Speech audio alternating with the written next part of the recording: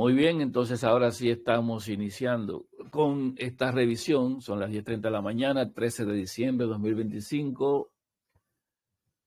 Hay personas que se resienten cuando digo la fecha y empiezo así, pero bueno, ya digamos que para que quede constancia de cuándo se grabó esto, porque como uno avanza en la profecía y hay cambios en ella, pues uno siempre tiene que tratar de escuchar lo más reciente. Hemos dicho cosas en el pasado, entendiendo cosas que han sido aclaradas por el tiempo, por la historia y por la misma revelación en cuanto al significado profético, que ha sido una prueba para muchos, que se ha dejado específicamente bloqueado para que cada quien pueda superar la prueba, a ver quién resiste hasta el fin. Y hemos ido cambiando. Por eso la fecha y la hora, esto es importante decirla en los temas que se guardan y se graban, para poder organizarlo en orden cronológico. Si no hubiese registro de tiempo y de fecha, no supiéramos cuándo fue una cosa y cuándo fue la otra.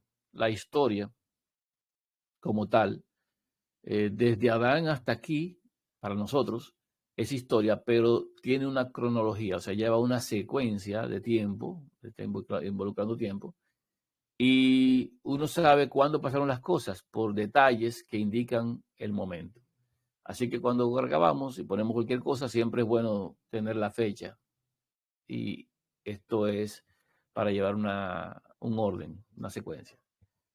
En la semana se me hizo una pregunta acerca de Daniel. Nosotros hemos estado viendo profecía, pero en el caso de Daniel, aunque muchos ya la entienden en muchos espacios, Daniel con las 70 semanas, por ejemplo, no tiene mucho que decir nuevo que no se haya dicho.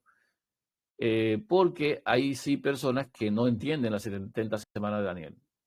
La Iglesia Católica, por medio de un eslabón de los suyos jesuitas con un sacerdote, pues le dejó inculcado a unas religiones, en este caso, por ejemplo, las iglesias evangélicas, no sé si los testigos de Jehová estarán en la misma situación, creo que sí, de que las 70 semanas de Daniel pues no se han cumplido del todo, sino que hay una semana que se cortó, se voló y que está puesta para el final, que debe verse en el tiempo del fin. O sea, se cumple el 69 allá atrás y la última semana se deja para acá, para ese tiempo de nosotros. Y entonces hay gente que está pendiente de la semana última, de esta semana.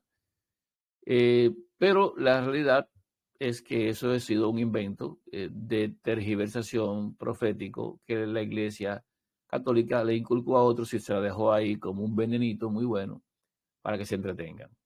Nosotros vamos a verla, las 70 semanas, desde la perspectiva histórica y profética en el cumplimiento.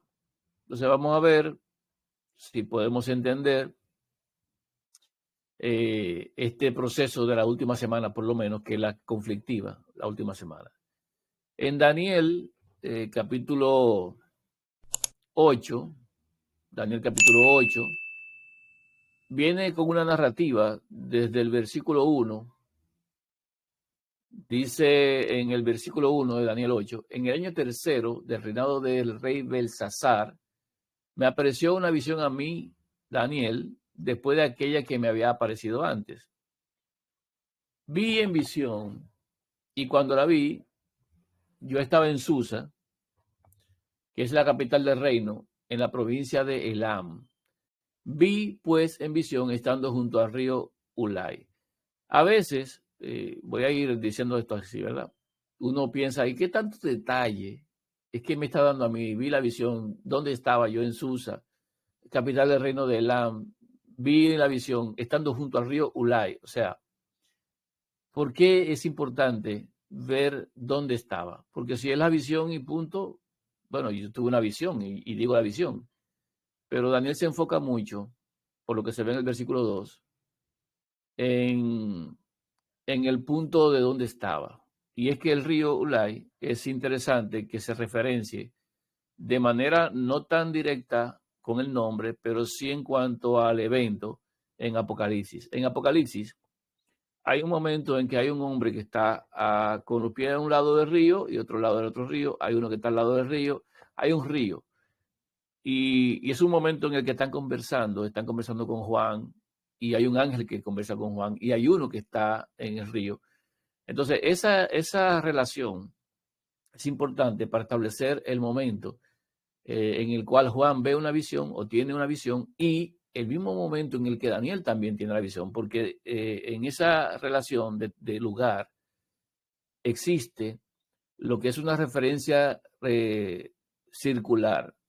O sea, Daniel está ahí y también está Juan. En esta visión, aunque Daniel no menciona a Juan y Juan no menciona a Daniel, los dos están ahí.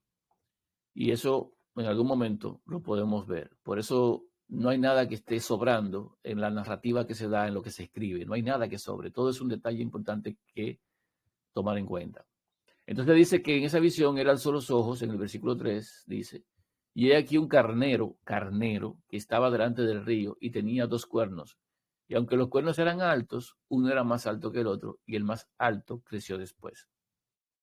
Tenía 2 cuernos, uno más alto que el otro, y el otro creció después. Dice en el versículo 4, vi que el carnero hería con los cuernos al poniente, al norte y al sur, y que ninguna bestia podía parar delante de él, ni había quien escapase de su poder, y hacía conforme a su voluntad y se engrandecía. Mientras yo consideraba esto, y aquí un macho cabrío venía del lado del poniente sobre la faz de toda la tierra sin tocar tierra, y aquel macho cabrío tenía un cuerno notable entre sus ojos. Y vino hasta el carnero de 2 cuernos que yo había visto en la ribera del río y corrió contra él con la furia de su fuerza. ¿Qué es esto? Porque estamos hablando de carneros, cuernos, viene otro, choca y lo golpea. Esta narrativa que está aquí, de Daniel 8, es la historia del paso de Medo-Persia hacia Grecia. ¿Te recuerdan que en la estatua de Daniel, en el capítulo 2, había una estatua? Y la estatua decía que tenía el pecho de plata y que eso significa que tenía un brazo derecho que era fuerte y un brazo izquierdo que era más débil. Estamos hablando de medos y persas. Medo-Persia era un reino que venía después de Babilonia. Babilonia, primero la cabeza que era oro, luego viene Medo-Persia, que es el pecho, plata, uno más fuerte que el otro. Aquí cuando dice que hay un carnero, ese carnero del versículo 3 de Daniel es Medo-Persia. ¿Por qué? Porque Medo-Persia tenía un brazo más fuerte, o lado derecho más fuerte, un cuerno más fuerte. Ve que de aquí tenía 2 cuernos. Y uno de los cuernos, era más alto que el otro. O sea, los medos eran más fuertes que los persas. Entonces, en ese caso, está hablando de Medo-Persia. Ese carnero es Medo-Persia. Y los 2 cuernos son los medos y los persas, claro está. Dice que ese carnero, que tenía esos 2 cuernos, él hería al norte y al sur. Recuérdese, al poniente, al norte y al sur. O sea, estamos hablando del poniente, donde el sol se pone. Eso es hacia el oeste, donde el sol se pone, occidente, ¿verdad? Donde el sol se pone, al norte y al sur. Y que nadie podía, pues, parar delante de él. Y luego viene un macho cabrío. Ese macho cabrío del versículo 5 corresponde a Grecia. Grecia, en este caso con Alejandro a la cabeza, Alejandro el Grande, Alejandro Magno, como le llaman, pues viene y golpea sin tocar tierra, viene muy rápido, viene tan rápido que ni tierra toca, de tan veloz que viene.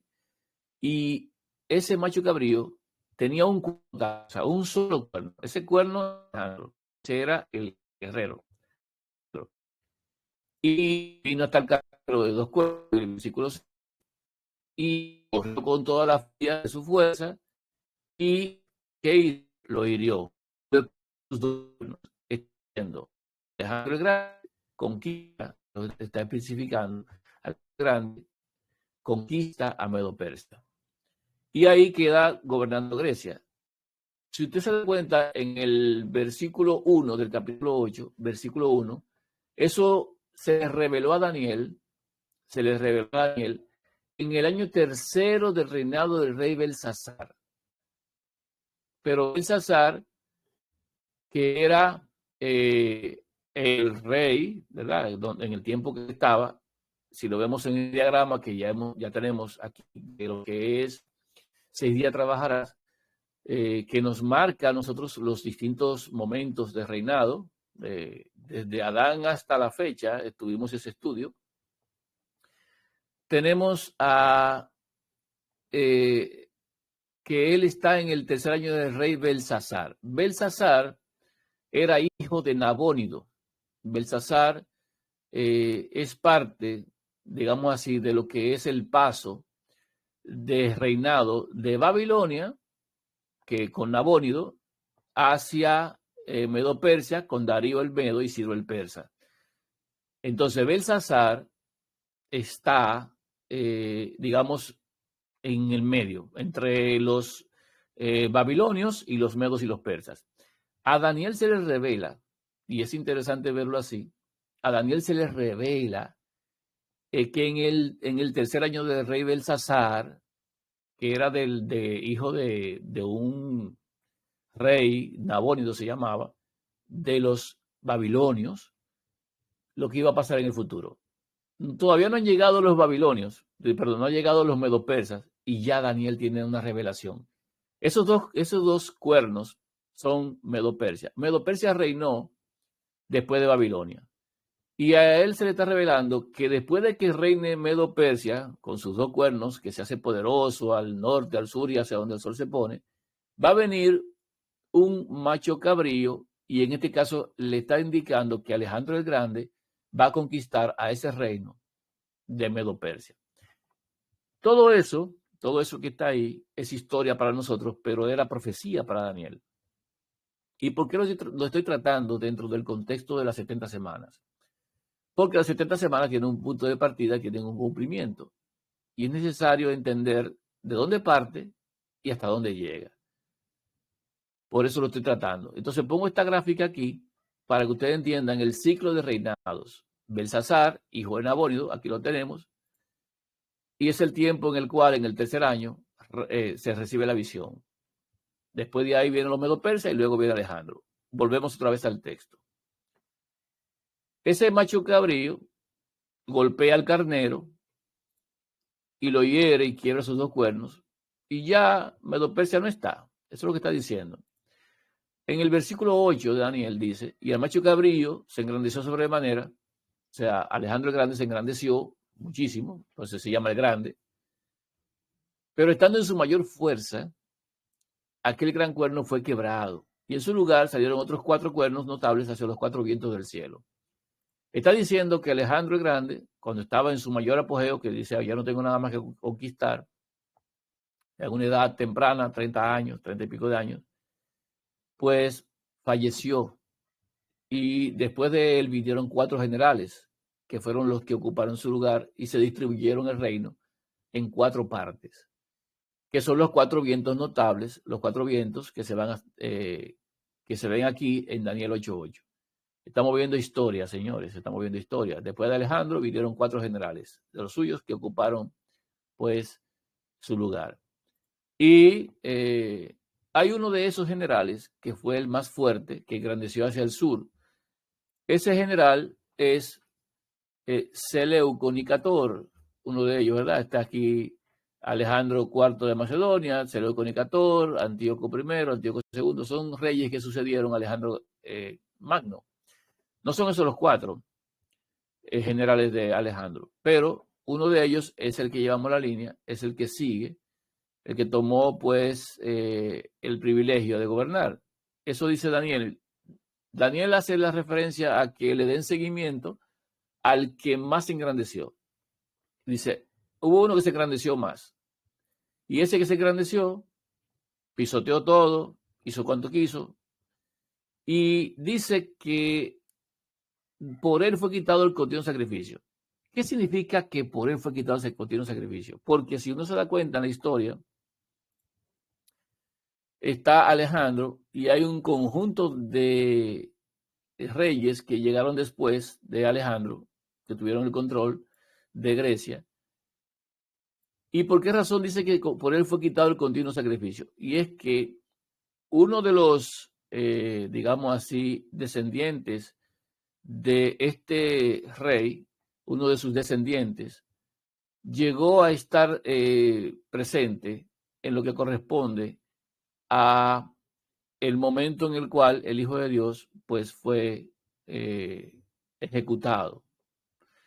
Y es que la secuencia de genealogía traza a este descendiente hasta ese punto. Aunque aquí lo marca como si hubiese sido él, está refiriéndose a una acción que se efectúa años después. Y uno dice, ¿cómo así? Yo no entiendo cómo es ese salto, cómo es que se da así. Y es que el cuerno pequeño, ese cuerno pequeño que tanto conocemos, que hemos visto tanto, tiene un surgimiento y tiene una ascendencia hacia uno de esos generales. Por historia, por trazabilidad, uno lo puede llegar a comprender. En el caso de Daniel 8:11 dice que se engrandeció contra el príncipe de los ejércitos y por él fue quitado el continuo sacrificio y el lugar de su santuario fue echado por tierra. Y dice en el versículo 12, y a causa de la prevaricación le fue entregado el ejército junto con el continuo sacrificio y echó por tierra la verdad e hizo cuanto quiso y prosperó. Esa trazabilidad que está aquí es un salto que se da hasta el momento en el cual el cuerno pequeño gobierna y quita, piensa en cambiar los tiempos y la ley, etcétera, etcétera, etcétera. No se crea usted que ese el cuerno pequeño del papado surgió de la nada y que es pura y netamente y totalmente romano. Tiene una ascendencia que traspasa varios reinos. Y es importante entender eso también. Ese proceso, este proceso hasta el momento en el que se prospera y echa por tierra la verdad y quita el continuo sacrificio, todo ese proceso que se hace ahí, termina en una profecía de tiempo que se establece en Daniel 8, 13 y 14. En Daniel 8, 13 y 14 dice lo siguiente. Entonces oía un santo que hablaba y otro de los santos preguntó a aquel que hablaba, ¿hasta cuándo durará la visión del continuo sacrificio y la prevaricación asoladora, entregando el santuario y el ejército para ser pisoteados? Está diciendo, ese cuerno pequeño, el proceso de su ejecución, el proceso de su surgimiento, de su mantenimiento, todo el tiempo, porque tú me hiciste un salto, prácticamente estamos diciendo, hay un salto ahí, porque llegó al cuerno pequeño. ¿Hasta cuándo es que llega eso? O sea, ¿qué tiempo va a tener vigente? Y es que, hermanos, si usted se da cuenta que a Daniel se le revela todavía estando Babilonia gobernando con Belsasar, que en el gobierno de Belsasar fue que se llegaron los medos y los persas y conquistaron a Babilonia. Y luego viene después de Medo-Persia, Grecia con Alejandro. Y luego viene Alejandro y sus 4 generales entran en acción cuando muere Alejandro. Y ahí me habla de que llega hasta el cuerno pequeño que pisotea, que echa por tierra la verdad, que quita el sacrificio. Ese salto tiene un tiempo de ejecución. Y ese salto y tiempo de ejecución llega hasta un momento en el cual se cumple lo que es el tiempo dado a ese poder para que trabaje. Y es que sencillamente, cuando se hace la pregunta en Daniel 8:13, se quiere enseñar ahora cuánto tiempo va a durar esa visión, cuánto tiempo va a durar ese proceso. Y el proceso en el cual se pisotea la verdad, se mata, se quita el sacrificio, que es lo que está diciendo, recuérdense lo que dice ahí, quitar el continuo sacrificio, como se quita el continuo sacrificio y se quita la verdad y se pisotea, es un proceso largo. Y es tan largo el proceso que dura, según el versículo 14, 2300 tardes y mañanas. O sea, desde el momento en el que se quitan esas cosas hasta el momento en que se restaura el proceso de juicio, el proceso de purificación que se debe iniciar para que el santuario sea limpiado, deben pasar 2300 tardes y mañanas. Entonces, no hay 2300 tardes y mañanas. Desde el gobierno de los medos y persas, el gobierno de Grecia y el gobierno romano, no hay 2300 tardes y mañanas, hay menos. Entonces, el proceso de las 2300 tardes y mañanas abarca todo el tiempo desde el momento en que la profecía debe empezar a contarse hasta que termina. ¿Cuántos son 2300 tardes y mañanas? Bueno, no son días literales. Esta profecía está hablando de años. Cuando se habla de tardes y mañanas aquí, se está hablando de años, porque una tarde y una mañana es un día, y un día para nosotros es día por año. Lo que está diciendo la profecía es que son 2300 años desde el momento en el cual empieza este proceso hasta que termina, y entonces se inicia el juicio, que da como resultado una limpieza para purificación. En ese proceso tenemos 2300 años, y es bueno entender esta parte. En el versículo 15 dice: y aconteció que mientras yo, Daniel, consideraba la visión y procuraba comprenderla, he aquí se puso delante de mí uno con apariencia de hombre. Y oí una voz de hombre entre las riberas del Ulai que gritó y dijo: Gabriel, enseña a este la visión. Ahora vamos a ver el detalle de ese tiempo dado como una revelación, una comprensión de esa visión que tuvo Daniel. Versículo 17 dice: entonces vino luego cerca de donde yo estaba, y con su venida me asombré, y me postré sobre mi rostro. Pero él me dijo: entiende, hijo de hombre, porque la visión es para el tiempo del fin. Es importante entender que desde el momento en que Daniel recibe la visión, se le está dando a Daniel el aviso temprano de todo lo que debe ocurrir hasta llegar al tiempo del fin. O sea, que si lo entendemos bien claro, y la visión es para el tiempo del fin debería empezar cuando terminen los 2300 años. Ahí debería empezar el tiempo del fin. Ojo, ponga atención a una cosa. No es lo mismo el tiempo del fin que el fin. Hay que establecer bien esa diferencia porque hay mucha gente confundida con eso. No es lo mismo el tiempo del fin que el fin. El tiempo del fin es un proceso que puede ser un tanto largo. Es un proceso, digamos que usted va a contar hasta 100, pero cuando usted llega a 90, usted ya entró en el proceso del fin. Pero todavía no es el fin.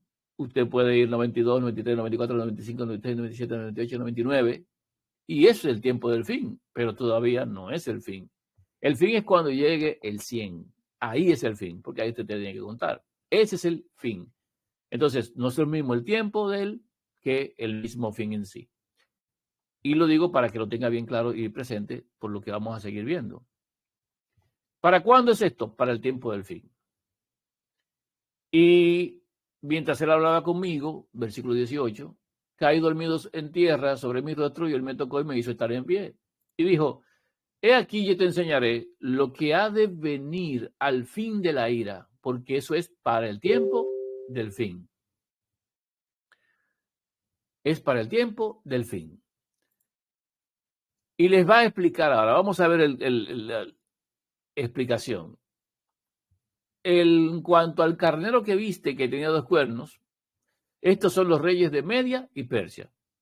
Ya no te lo tengo que decir yo, está ahí. Yo quería que usted lo entendiera desde antes, pero ahí está la explicación. El macho cabrío es el rey de Grecia. Pero recuérdese de una cosa, estamos hablando de que Daniel recibe la visión en el año 3 del rey Belsasar, que es de Babilonia. O sea, Daniel está viendo el futuro, ya vio a Medo Persia y ya ve a Grecia inclusive. Ojo, ponga atención, que eso es historia para nosotros, pero era profecía para Daniel. Versículo 22. Y en cuanto al cuerno que fue quebrado, y sucedieron 4 en su lugar, significa que 4 reinos se levantarán de esa nación, aunque no con la fuerza de él. Usted ve, francamente, de Alejandro, sus 4 generales, ahí. Usted está entendiendo esto. Perfecto. Y al fin del reino de estos, al fin del reinado de estos, esos 4, cuando los transgresores lleguen al colmo, se levantará un rey altivo de rostro y entendido en enigmas. O sea, hay un salto. Si usted se da cuenta, hay un salto. Después de ellos, cuando ya hayan pasado los reyes de Grecia, cuando hayan pasado, entonces va a venir un individuo, un rey altivo de rostro y entendido en enigmas. Un tipo sabio, hábil. Ese es Roma que llega. Roma, escúcheme bien, Roma llega. Y su poder se fortalecerá, mas no con fuerza propia, y causará grandes ruinas y prosperará y hará arbitrariamente y destruirá a los fuertes y al pueblo de los santos. Eso es Roma. Está hablando en términos reales del llegado de Roma. Y sigue diciendo, con su sagacidad, porque es muy sagaz, hará prosperar el engaño en su mano, la mentira, el engaño, ¿verdad? Y en su corazón se engrandecerá y sin aviso destruirá a muchos y se levantará contra el príncipe de los príncipes. O sea, ese romano, ese poder romano, ese individuo, va a luchar contra el príncipe de los príncipes, pero será quebrantado, aunque no por mano humana. Morirá. La visión, bueno, eso es el destino de ese que se levanta. Y ahí prácticamente corta y vuelve otra vez a explicar. Mira, la visión de las tardes y mañanas que se ha referido es verdadera. No es un relajo, es de verdad, es real. Y tú guarda la visión porque es para muchos días. Claro, si son 2300 tardes y mañanas, son 2300 años, falta muchísimo. Y yo, Daniel, quedé quebrantado y estuve enfermo algunos días y convalecí. Y cuando convalecí, atendí los negocios del rey, pero estaba espantado a causa de la visión y no la entendía. Usted puede entender fácilmente que Daniel no la comprenda. ¿Por qué? Daniel está viviendo bajo el gobierno de Babilonia, con el rey Belsasar.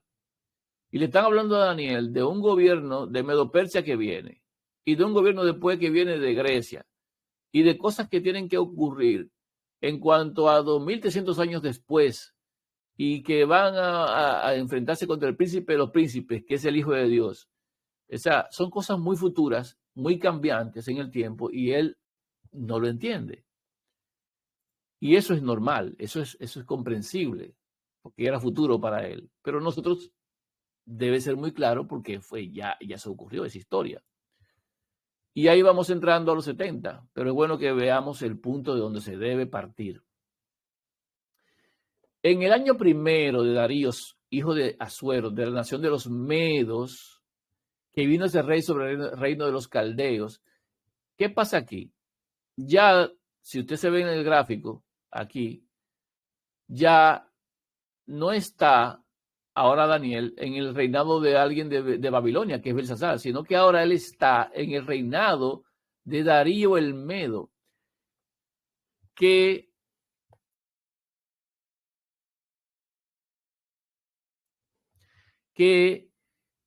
está gobernando ya Medo-Persia. Entonces, ha pasado, les voy a decir más o menos, pasaron 14 años, para que usted entienda lo que estoy diciendo, pasaron unos 14 años desde el momento en el que tuvo la visión en el capítulo 8 al momento en el cual está reinando Darío en el capítulo 9. O sea, si usted se da cuenta, no es que usted volteó la página, no es que usted volteó la página y siguió ahí en el mismo año, no. Pasaron unos 14 años desde el momento en el cual Daniel tuvo la visión en el capítulo 8 y ahora va a tener algo de explicación en el capítulo 9. Tómalo en cuenta. Le voy a explicar por qué. Capítulo 8. Año tercero del reinado del rey Belsasar. ¿Se da cuenta? Año tercero del reinado del rey Belsasar. Y aquí usted tiene a Belsasar gobernando. Y en el año tercero, y él duró 17 años gobernando, 17 años.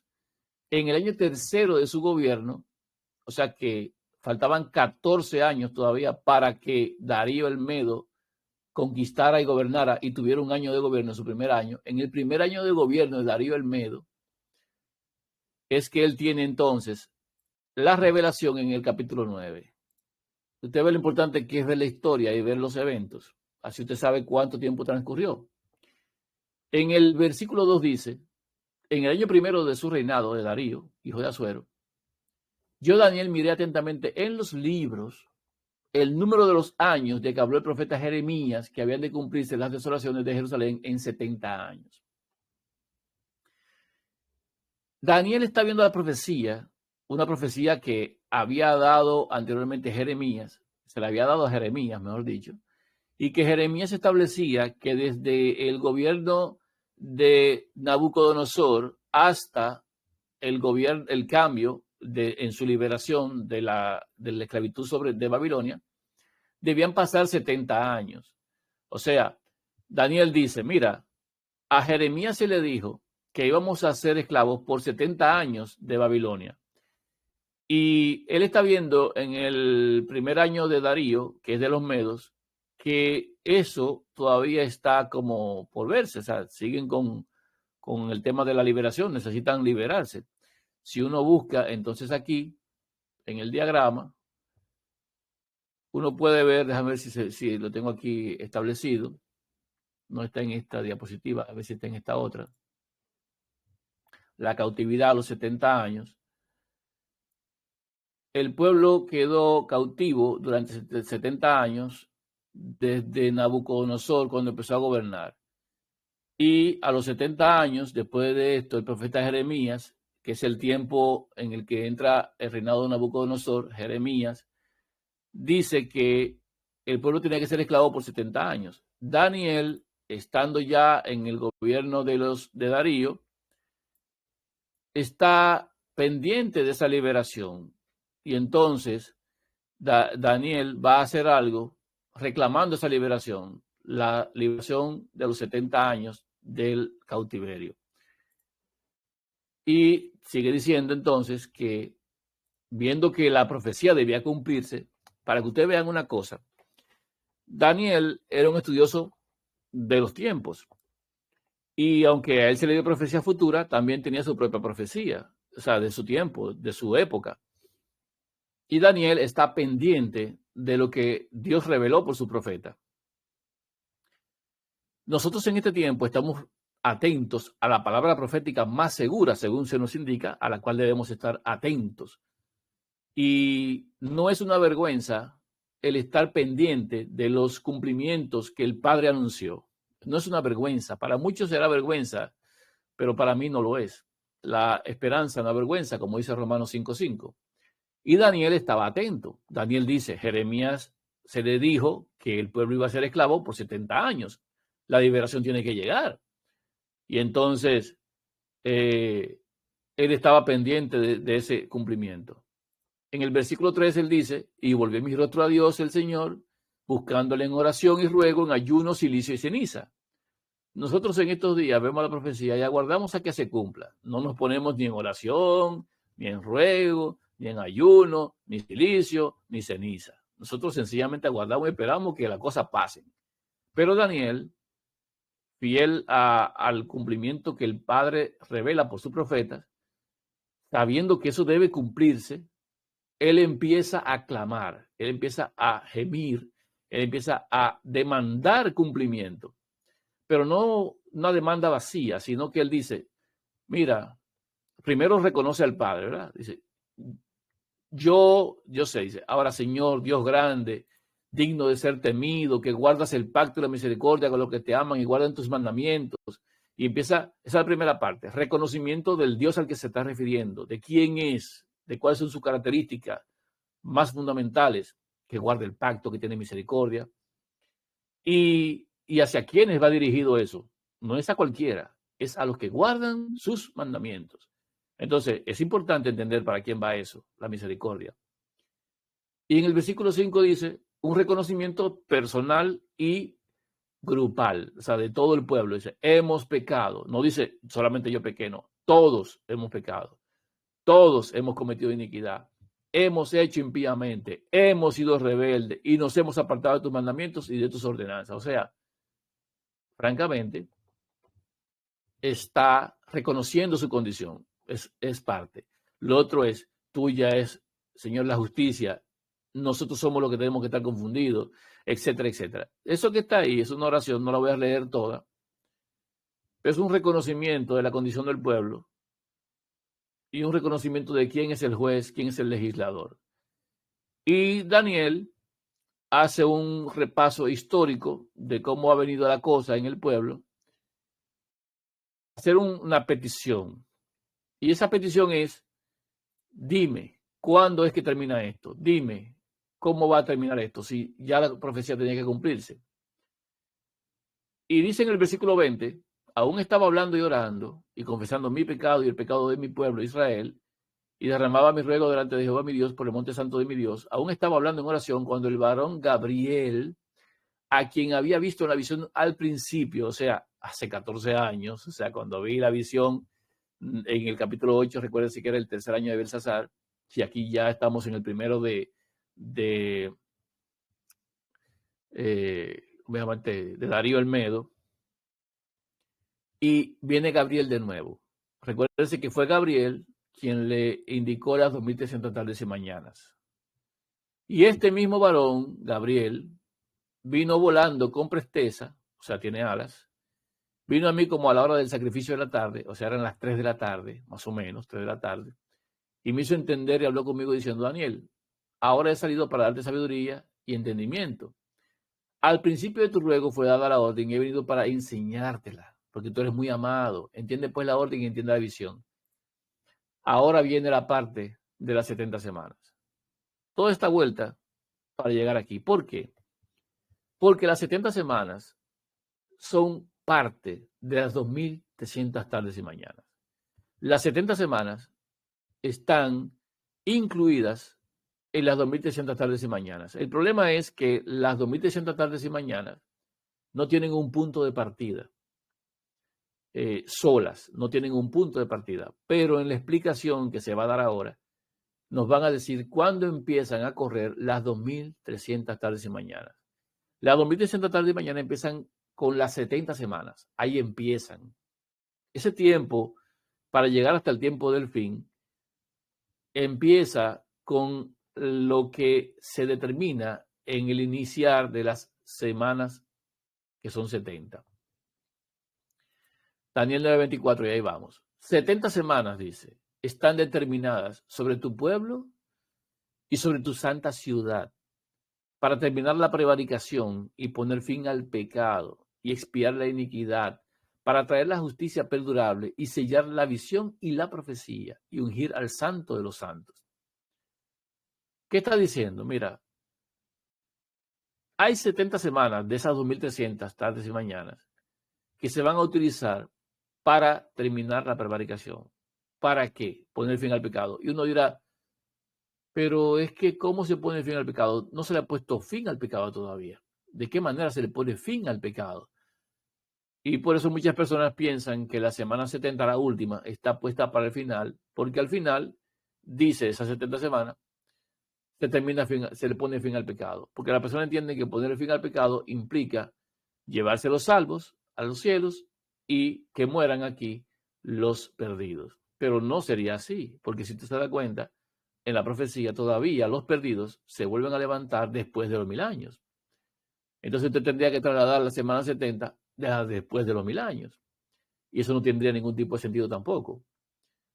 Hasta que no se haga cielo nuevo y tierra nueva, el pecado y el mal seguirá existiendo, porque hasta que no se destruyan en la segunda muerte los pecadores, el pecado seguirá estando ahí. Y hasta que no se destruya Satanás, el pecado seguirá estando ahí. Entonces, esta expresión de Daniel 9:24 no se refiere a ese proceso de construcción del cielo nuevo y tierra nueva. Se refiere al momento en el cual el Hijo de Dios establece el pacto en el cual se pueden limpiar los pecados. Ahí se le pone fin. ¿Por qué? Porque ya existe un medio en el cual el pecado no tiene injerencia en la vida de las personas, porque el que tiene al Hijo de Dios ya ha pasado de muerte a vida, ya el pecado no se enseñorea de él. O sea, el pecado termina para el que es de salvación concluye en el Hijo de Dios. Ahí es donde está el punto de poner fin al pecado. Y no solamente eso, sino dice expiar la iniquidad. El único que puede expiar es el Hijo de Dios por medio de su sangre. O sea, que la sangre del Hijo de Dios es la que puede expiar o limpiar. Por eso la Escritura dice que la sangre de machos cabríos y de becerros no puede limpiar a la persona, sino que cuanto más la sangre de Cristo, y haciendo referencia específicamente al sacrificio del Hijo de Dios, puede expiar la iniquidad. Él es el que expía la iniquidad. Dice, para traer la justicia perdurable, Cristo nuestra justicia, la justicia que permanece, la justicia que perdura. Y dice también, y sellar la visión y la profecía. ¿Por qué sellar la visión y la profecía? ¿Qué es el sello de la visión y la profecía?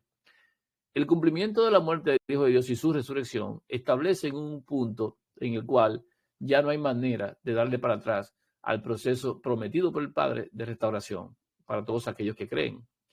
Porque el Hijo de Dios es la garantía de esa salvación. Porque al cumplir con el pacto y establecer un nuevo pacto en él, pues la profecía termina, en este caso, o tiene su aplicación o pago, en este caso, porque se paga con la vida del Hijo de Dios, se paga con esa entrega, en este caso, en el conocimiento que se viene a revelar para que tengamos vida eterna. Por eso dice sellar la visión y la profecía. Ya no hay nada que quede en espera de cumplimiento que pueda entorpecer el rescate, porque el Hijo de Dios fue obediente hasta la muerte y muerte en el madero, y resucitó al tercer día. O sea, toda esa profecía indicando lo que iba a pasar con el Hijo de Dios se cumplió hasta ese punto. Y lo otro es, dice, y ungir al Santo de los Santos, porque implica el ungimiento del Hijo de Dios. Ese ungimiento que ocurrió en el momento en el cual él fue bautizado en el Jordán. Todo eso, dice Daniel 9:24, mira, esas 70 semanas están determinadas para que todo ese proceso se ejecute. La primera parte de las 2300 tardes y mañanas es el proceso completo hasta el momento en el cual se hace el pacto con el mundo. Se confirma el pacto con todos. Cuando el pacto es confirmado, ahí se cierra ese ciclo. Y vamos a ver cómo pasa esto. En Daniel 9:25 dice, entonces el punto de partida de esas 70 semanas, que es el punto de partida también de las 2300 tardes de mañana. Sabe pues y entiende, y ahí va el detalle ahora, que desde la salida de la orden para restaurar y edificar a Jerusalén hasta el Mesías príncipe. ¿Por qué dice Mesías príncipe? Hasta que el príncipe es ungido. Porque el Mesías príncipe, la palabra Mesías es Mashiach, y lo que significa la palabra Mesías es ungido. Y él es príncipe, el príncipe ungido. Desde la orden para restaurar y edificar a Jerusalén hasta que ungen al príncipe, habrán 7 semanas y 62 semanas. ¿Un total de cuántas semanas? Si hay 60 semanas, 7 semanas y 62. 62 más 7 son 69. 62 más 7 son 69. De 70, porque son 70, ya hay 69 que han sido especificadas. ¿De dónde a dónde? Repetimos. Desde la salida de la orden para restaurar y edificar a Jerusalén hasta el Mesías príncipe habrá 7 semanas y 62 semanas. ¿Y por qué se divide en 2 pedazos? ¿Por qué se divide en 2 partes? Porque el punto de partida es la edificación de Jerusalén. Y eso implica que Jerusalén solamente se puede considerar restaurada o reedificada cuando el templo esté en funcionamiento. Jerusalén no existe sin templo. Para que se entienda, el templo es parte del proceso. Desde la orden para restaurar Jerusalén implica tiempo hasta que el templo también esté listo, hasta el Mesías príncipe. ¿Por qué 7 semanas y 62? Bueno, porque desde la orden hasta que el templo está listo, pasan 7 semanas. ¿Cómo así? Bueno, ¿cuántos son 7 semanas? 7 semanas son 7 por 7, 49. Una semana son 7 días. 7 por 7, 49. Son 49 años. Desde la orden hasta que el templo está terminado, deben pasar 49 años. Eso es lo que está indicando la profecía, 49 años. Y luego hay que empezar a contar las 62 semanas, desde que el templo está listo hasta que se unge al príncipe, escúchelo bien, hasta el Mesías príncipe ungido, deben haber 62 semanas más. ¿Cuántos son 62 semanas más? Bueno, si usted lo toma aquí, vamos a ver, para que usted lo entienda mejor, si lo puede entender mejor. Calculadora, vamos a ver. 62 semanas por 7, que son una semana, son 434 años. ¿Se da cuenta? 434 años. Y si usted le suma 49 más 49, que son las 7 semanas, le va a dar 483 años. Y si usted le suma una semana que le falta una semana son 7 años, le va a dar 490 años. Ese es el total de las 70 semanas. 70 semanas son 490 años. De esos 490, repetimos, para que usted entienda, hay 49 años que son desde la orden hasta que el templo está listo. Hay 49 años. Y si a eso nosotros le quitamos las 62 semanas que requieren para llegar hasta el Hijo de Dios ser ungido, nos va a quedar en 7 años que faltarían en total.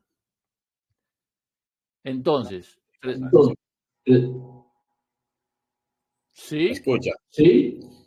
Cuando te refieres a las 69 semanas desde que empieza el proceso hasta el Mesías príncipe, se refiere a la parte ya cuando es ungido, cuando es bautizado. Correcto, correcto. Cuando aquí dice hasta el Mesías príncipe, se refiere hasta que es ungido el Hijo de Dios, hasta el ungimiento. ¿Se entiende? Hay 69 semanas desde la orden hasta que se unge al Hijo de Dios, hasta que se bautiza en el Jordán.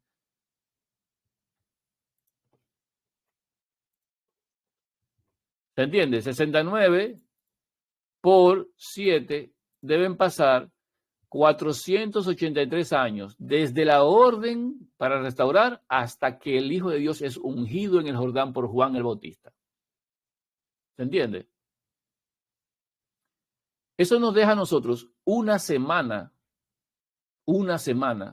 para que termine las 70. Pero, ¿por qué tanta gente dice que la semana 70 no se ha cumplido? Que eso está en el futuro. No puede jamás estar en el futuro, señores. La profecía no indica 69 semanas, un salto y después al final otra semana más. No.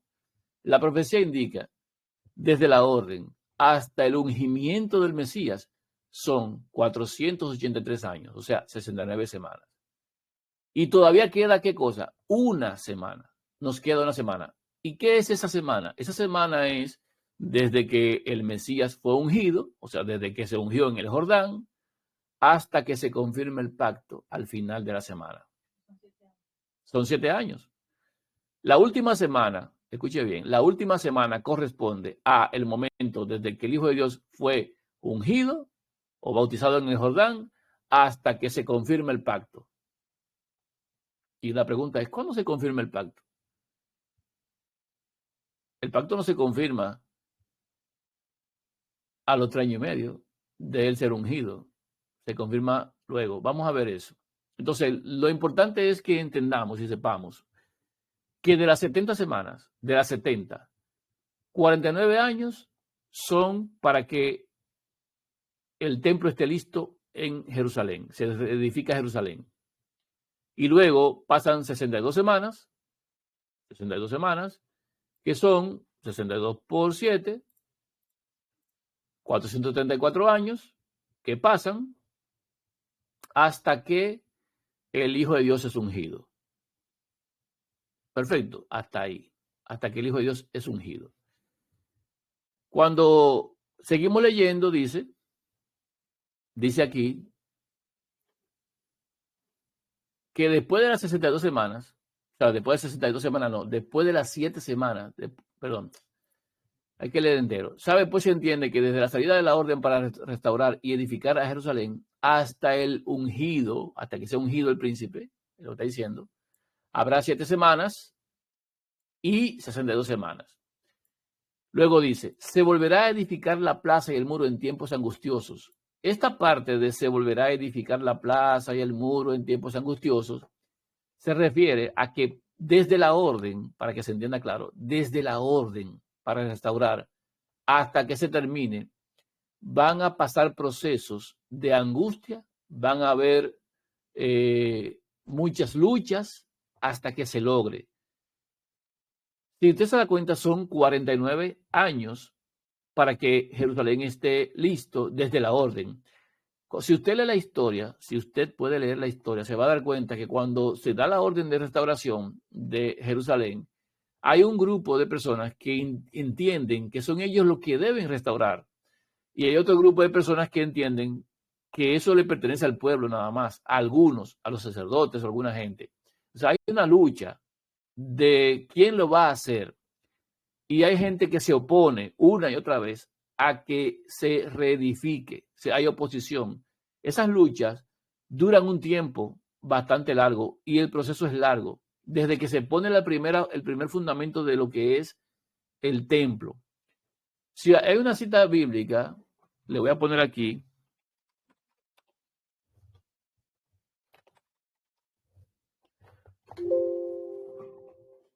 En Juan 2:20, mire esto que dice aquí, Juan capítulo 2, versículo 20, dice así.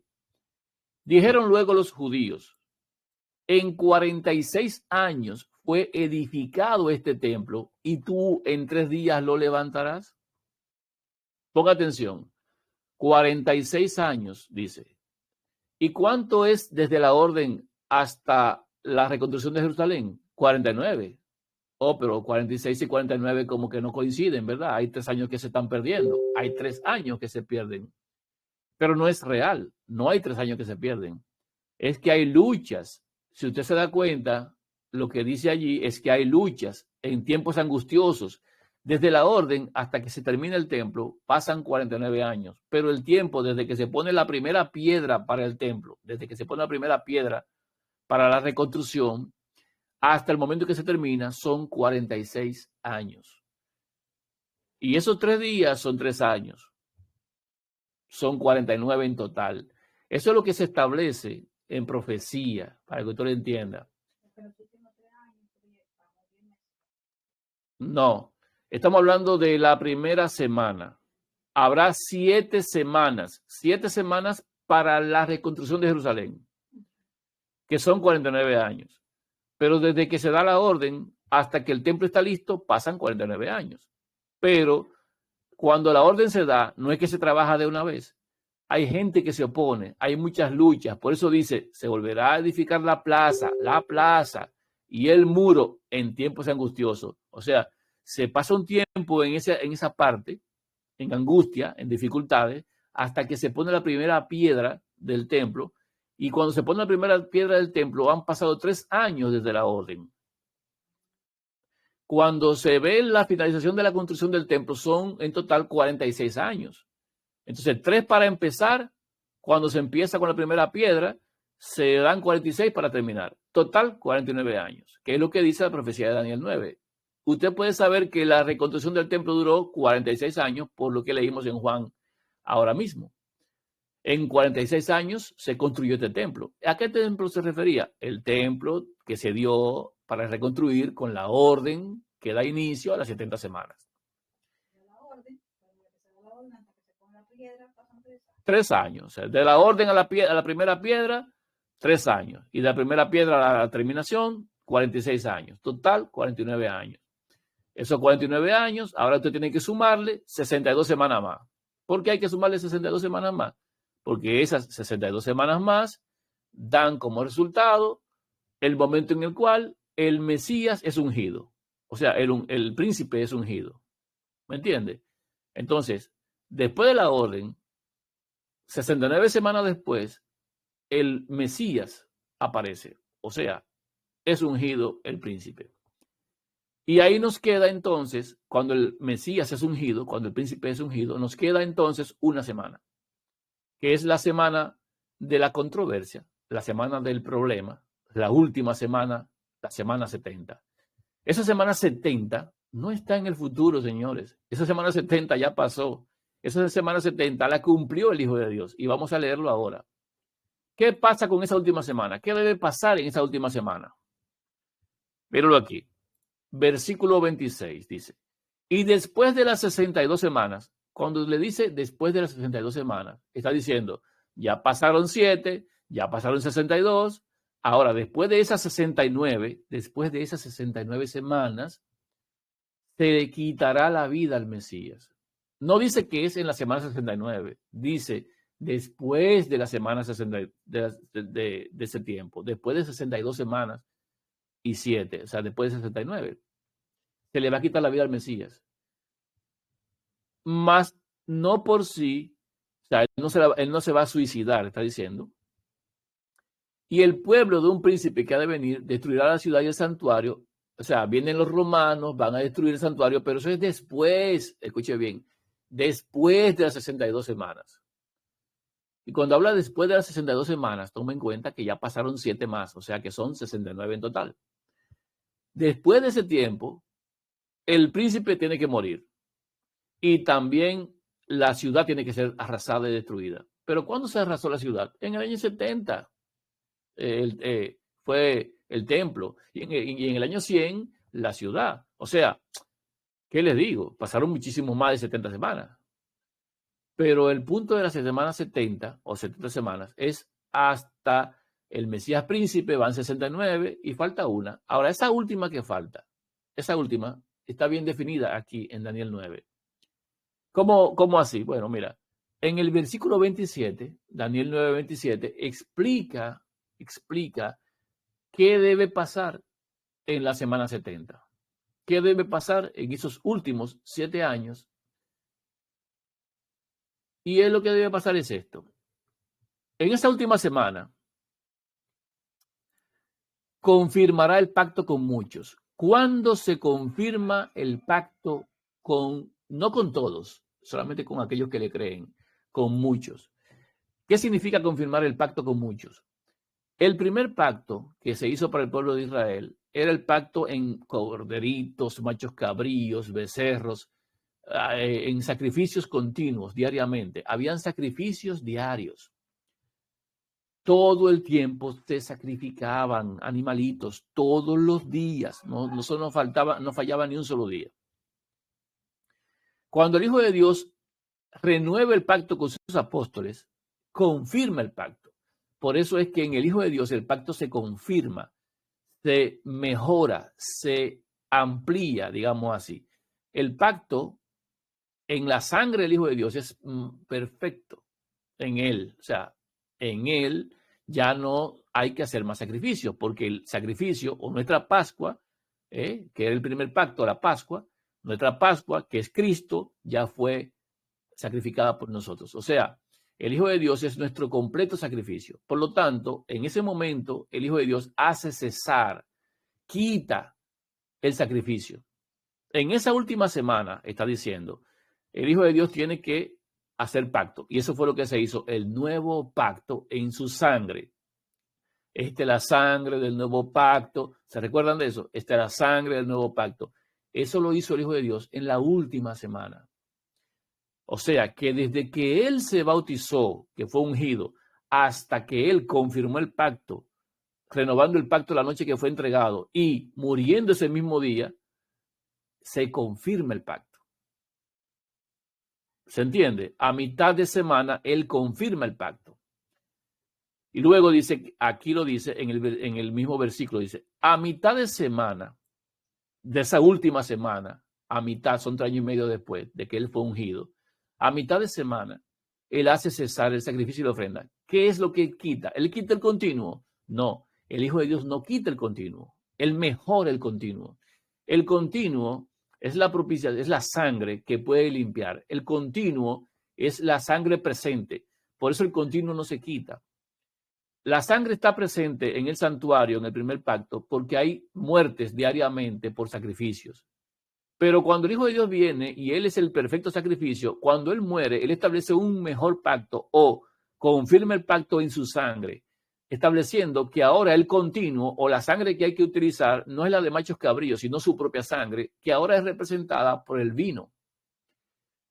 Lo que está diciendo es que hay un cambio de mejora en el pacto, de sangre de sacrificios diarios, ahora un sacrificio hecho perfecto se da por nosotros y ahora tenemos el nuevo pacto en su sangre, en el vino que tomamos en ese día 14, en las primeras horas. Por eso ya hace cesar o quita el sacrificio de ofrenda. ¿Por qué? Porque ya no hay que matar, ya nuestra Pascua ya fue cumplida, ya no hay más sacrificio de ofrenda. Eso se quita. Por eso el Hijo de Dios entrando en el mundo dice, sacrificio de ofrenda no quisiste, más me preparaste cuerpo. He aquí que vengo, Dios, a hacer tu voluntad, como en el río del libro está escrito acerca de mí. Diciendo primero esto, o sea, quita esto y establece esto último. Esto está en Hebreos capítulo 10. Vamos a leerlo ahí. Hebreos 10. Aquí está Hebreos 10. Versículo. Vamos a leerlo entero para que usted entienda qué significa hacer cesar el sacrificio de la ofrenda. Hebreos 10 dice, porque la ley, teniendo la sombra de los bienes venideros, no la imagen misma de las cosas, nunca puede, por los mismos sacrificios que se ofrecen continuamente cada año, hacer perfectos a los que se acercan. Escuche bien, sacrificios. Por los mismos sacrificios, todos los días sacrificio. Dice en el versículo 2, de otra manera, si pudieran hacer perfecto a alguien, si de otra manera, cesarían de ofrecerse. O sea, si ese sacrificio de machos cabríos fuera suficiente, con uno que se hiciera, ya no hay que hacer más. Pero se hacen diariamente. ¿Por qué? Porque no son suficientes. Si llega uno que sí es suficiente, entonces dejan de ofrecerse, que es hacer cesar el sacrificio, que fue lo que hizo el Hijo de Dios. Porque aquí dice, pues lo que tributan este culto, limpios una vez, o sea, si se trata limpio ya, no tendrían ya más conciencia de pecado. Te hubiese limpiado un sacrificio de un animalito, pero no lo hace. Pero en estos sacrificios, cada año, se hace memoria de los pecados. Porque la sangre de los toros y de los machos cabríos no puede quitar los pecados. Por eso usted tiene que entender que la sangre del Hijo de Dios, en este caso, lo que Él nos trae en el nuevo pacto, sí puede hacer efectivo la limpieza de pecados. Y ahí es donde explica ahora diciendo lo siguiente, versículo 5. Por lo cual, entrando en el mundo dice, sacrificio y ofrenda no quisiste. ¿Usted leyó Daniel capítulo 9, versículo 27? Que va a hacer cesar el sacrificio y la ofrenda. ¿Qué dice Hebreos 10:5? Que cuando el Hijo de Dios viene, Él dice, no quieres sacrificio y ofrenda. O sea, tú no quisiste sacrificio y ofrenda. Por eso yo vengo a quitarlo. ¿Se está entendiendo ahora? Él viene como Hijo de Dios a quitar el sacrificio y la ofrenda, porque Él es nuestro perfecto sacrificio. Él es la ofrenda que el Padre entrega. Por eso el Padre le preparó a su Hijo un cuerpo, porque es eso lo que va a ser entregado. Por eso cuando Él parte el pan, en el día 14, Él dice, esto es mi cuerpo que por vosotros es entregado, partido. ¿Me están entendiendo ahora?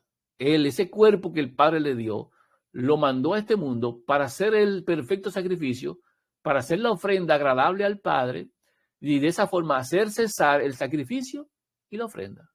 Cuando entrega lo que Él sí acepta, que es a su Hijo. Por eso el Padre no quiere sacrificios de ofrenda.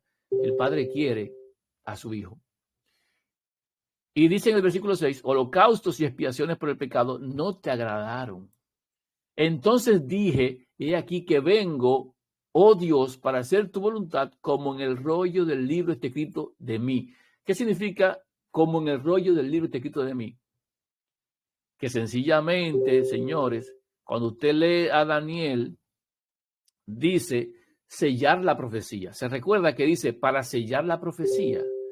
Cuando dice sellar la profecía, está indicando que lo que la profecía dice acerca del Hijo de Dios se tiene que cumplir y se sella con esa entrega. Con esa entrega se sella. Y sigue diciendo esto primero. sacrificio y ofrenda no quisiste, ¿verdad? Dice aquí en el versículo 8, diciendo primero, sacrificio, ofrenda y holocaustos y expiaciones por el pecado no quisiste, ni te agradaron, las cuales cosas ofrecen según qué, según la ley. Y diciendo luego, he aquí que vengo, oh Dios, para hacer tu voluntad, quítalo primero para establecer esto último. ¿Qué está diciendo? Hay una confirmación del pacto, pero ahora en un mejor pacto, en una mejor sangre, en una mejor entrega, en un mejor sacrificio, en un sacrificio perfecto. Eso es lo que establece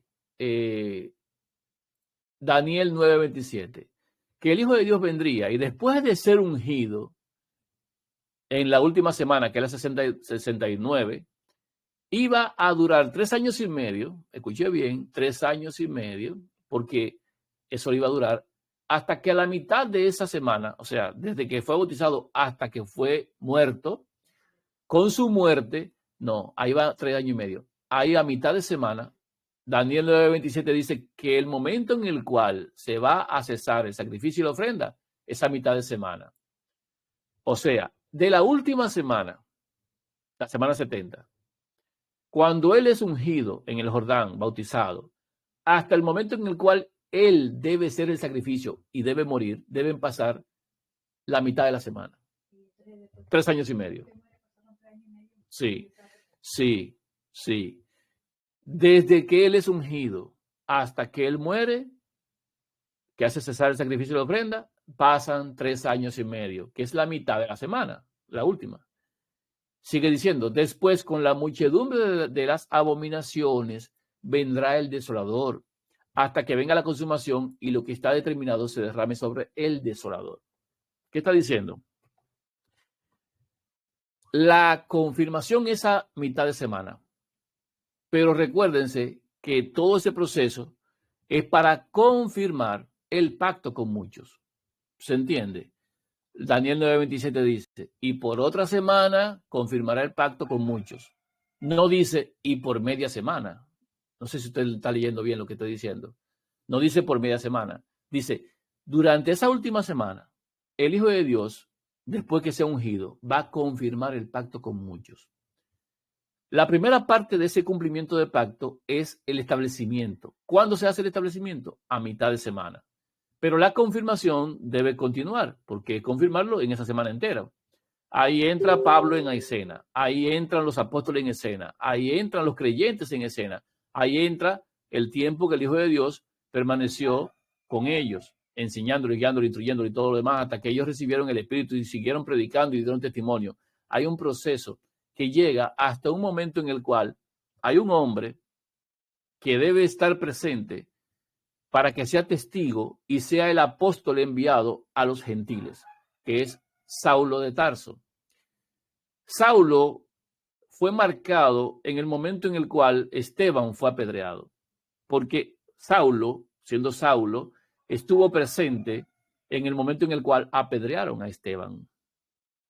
Y Esteban es el momento en el cual se cierra la confirmación del pacto. O sea, el momento de la semana de Daniel 9:27. Con el apedreamiento de Esteban es que termina la confirmación del pacto, dando testimonio a Esteban siendo apedreado de que estaba viendo en el cielo al Padre y a su lado estaba viendo al Hijo. Está viendo al Padre y al Hijo. Esteban confirma en su momento de muerte el testimonio correspondiente al Evangelio eterno, el Padre y el Hijo. La confirmación de que todos aquellos que crean en esto igual van a ser muertos. Es la confirmación del pacto que se da. Por eso, desde el momento en el que se da la orden para reconstruir Jerusalén hasta el apedreamiento de Esteban, se cumplen las 70 semanas. Desde el momento de la orden para restaurar Jerusalén hasta que se construye el templo, pasan 49 años. Hasta que llega el Hijo de Dios, pasan 62 semanas más, que son 434 años más. Total, 483 años. Y hasta que el hijo es ungido. 483 años hasta que el hijo es ungido. Una vez el hijo es ungido en el Jordán, empieza la última semana y a mitad de ese tiempo él muere como sacrificio perfecto y el sacrificio se quita porque ya ahora se hizo el único sacrificio aceptable y como bien se narra en la Escritura, si hay un sacrificio que pueda cumplir y hacer perfecto a los que se acercan, entonces ya no hacen falta más sacrificios. Lo que no se quitó fue el continuo. ¿Por qué no se quitó el continuo? Porque el continuo es la presencia de sangre que permite que el creyente sea tomado en cuenta para perdón. Por eso el continuo está como sacrificio continuo desde que se establecieron los sacrificios en corderitos. Son sacrificio continuo. Pero cuando el sacrificio se cumple, ya solamente queda el continuo. Por eso la sangre del Hijo de Dios se tiene que tomar en cuenta en el símbolo que se entregó en la confirmación del pacto, en lo que corresponde a el vino. El vino hay que hacerlo como el nuevo pacto, porque ya no hay más sacrificios, pero el vino continúa, porque la sangre tiene que estar. Sin sangre no puede haber remisión de pecado, sin derramamiento no hay remisión de pecado. La sangre tiene que estar presente. Por eso cuando se quita el continuo, al final, se acabó la gracia. Desde que se quita el continuo, ya no hay más sangre expiatoria. Desde que se quite el continuo, se acabó el juicio por los salvos. Ya lo que queda es perdición. Por eso ninguno más se arrepiente después de que se acaba el juicio en los cielos. Ese continuo está presente todavía hoy y por eso continuamos cada año renovando el pacto en el día 14 a las primeras horas, tomando el pan y el vino, comiendo el pan y tomando el vino.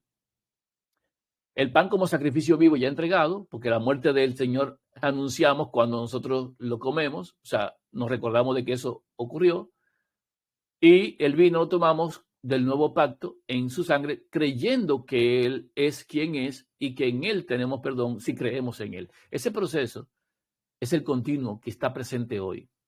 La sangre sigue estando disponible para nosotros en ese símbolo.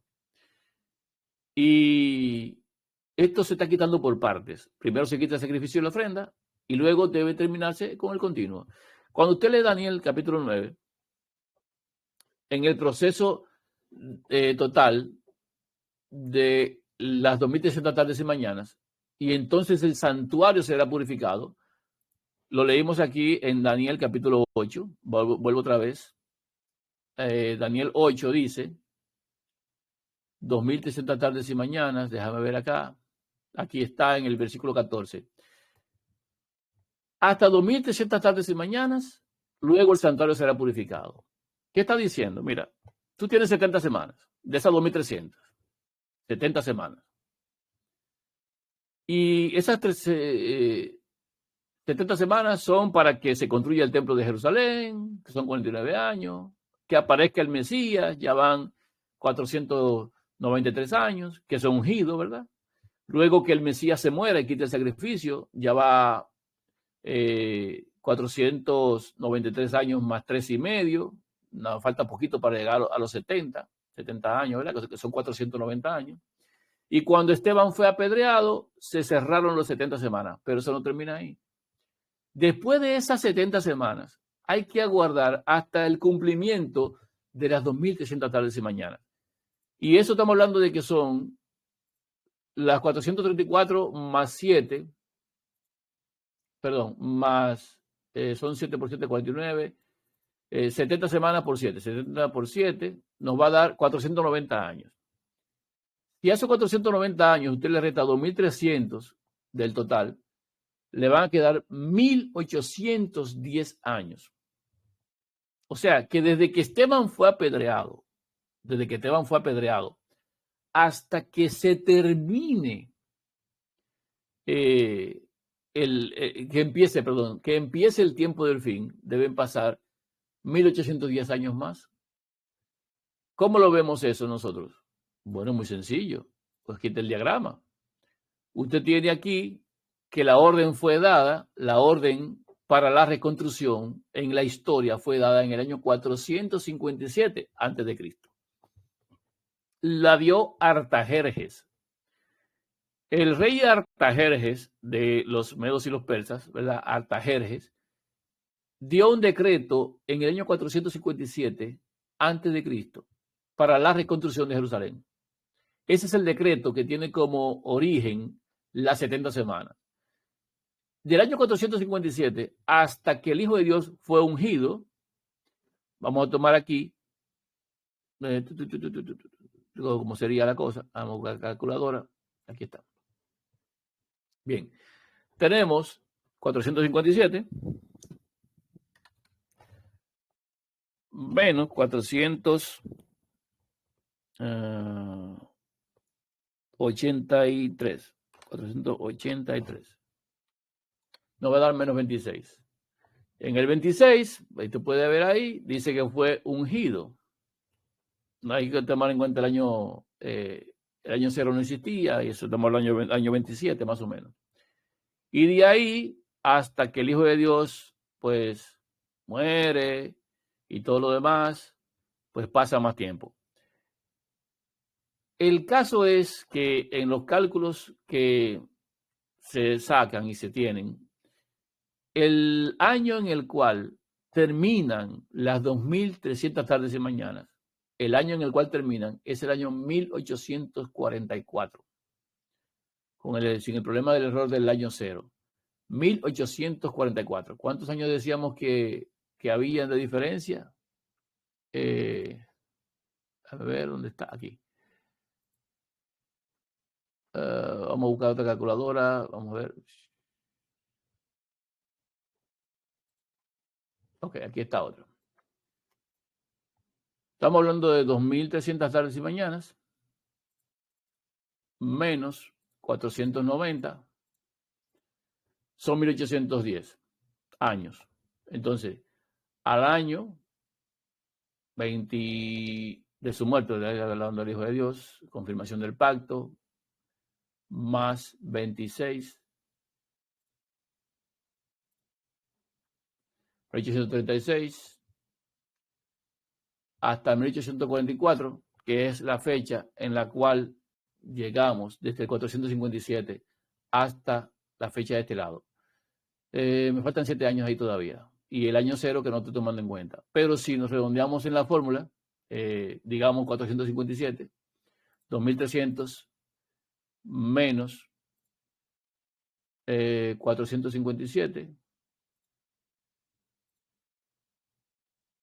que fue el año en el cual se hizo, nos da el año 1843. Está hablando del momento desde el Hijo de Dios para acá.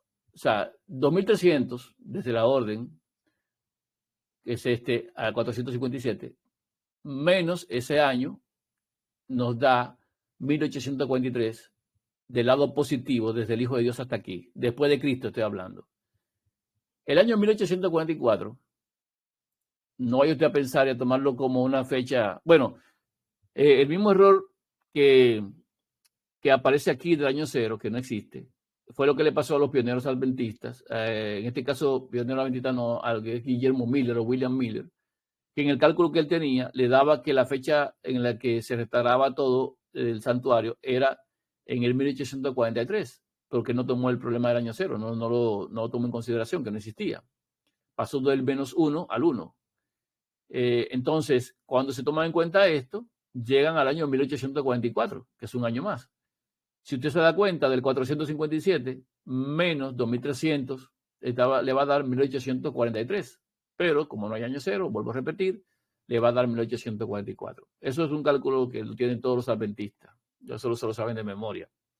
Lo que pasa con esto es que según el versículo de Daniel 8:14, después de las 2300 tardes y mañanas, el santuario tenía que ser purificado.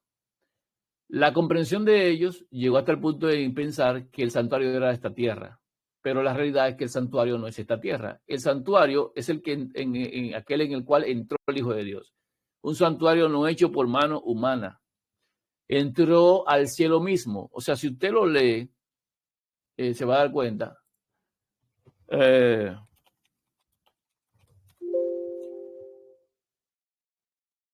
A ver. entró al cielo. O sea, el Hijo de Dios entró al cielo mismo. Indicando con esto que el santuario al que se refería esta profecía de Daniel, capítulo 8, no era un santuario terrenal. El santuario terrenal fue destruido en el año 70. Por lo tanto, no puede apuntar a un santuario terrenal. Se refiere al santuario celestial, al santuario real, al verdadero, porque el que estaba aquí era una copia. Y la purificación debe iniciar allá. ¿De qué manera inicia la purificación en los cielos? La purificación en los cielos arranca cuando empieza el juicio que determina quién va a vida eterna y quién no. En ese momento empieza la purificación. Lo primero que tiene que limpiarse cuando se determina el destino de los que son de salvación de esta tierra, la primera cosa que debe limpiarse es el cielo. Por eso la limpieza empieza allá, en los cielos. La limpieza no empieza aquí, empieza allá. Por eso la purificación empieza allá. Y la única manera de limpiar allá arriba es dejando limpio aquí abajo. Qué cosa más complicada esta, quizás. Pero para saber quiénes van a formar parte del cielo, es necesario limpiar y verificar los casos de los que están aquí, de los que estamos aquí.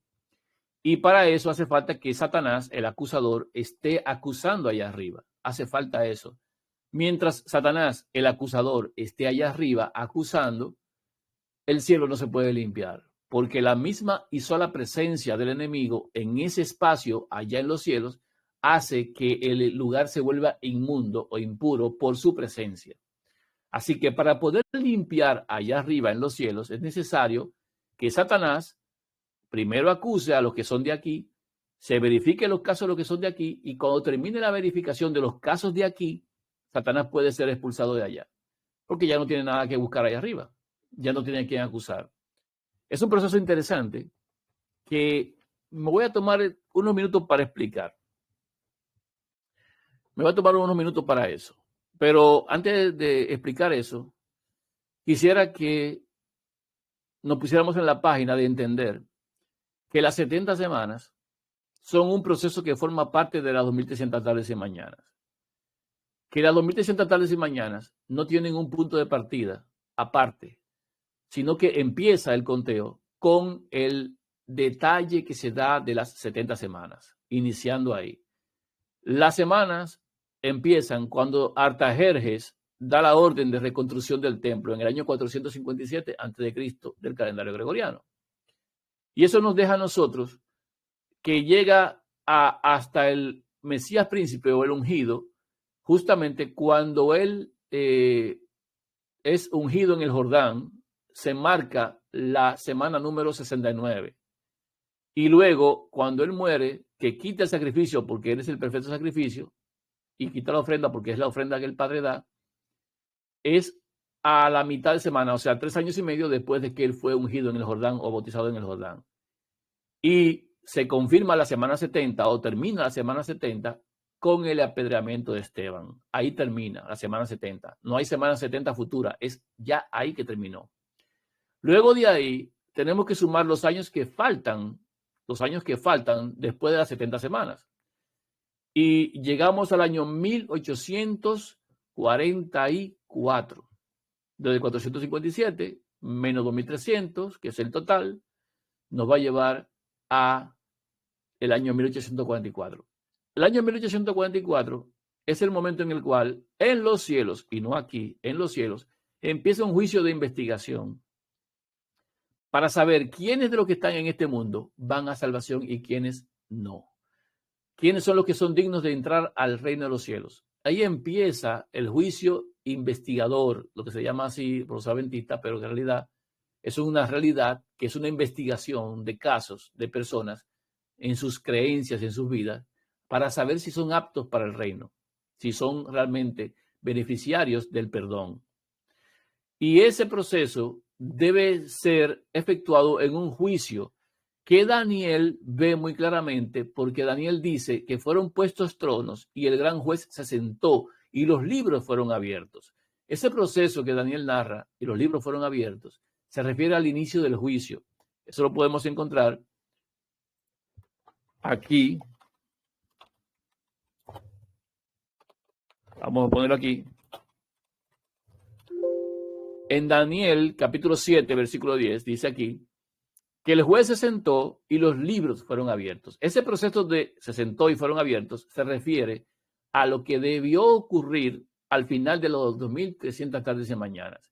Eso ocurre cuando empieza el juicio de investigación. Entonces, ese juicio de investigación que empieza al final de los 2300 tardes y mañanas empezó en el año 1844. Y voy a aclarar otra cosa más. Eso no es una fecha adventista, como una religión adventista.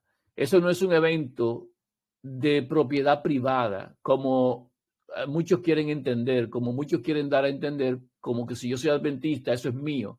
Eso no funciona así. La profecía no es adventista. La profecía se le dio a Daniel y cuando Daniel la recibió, no existía un solo adventista.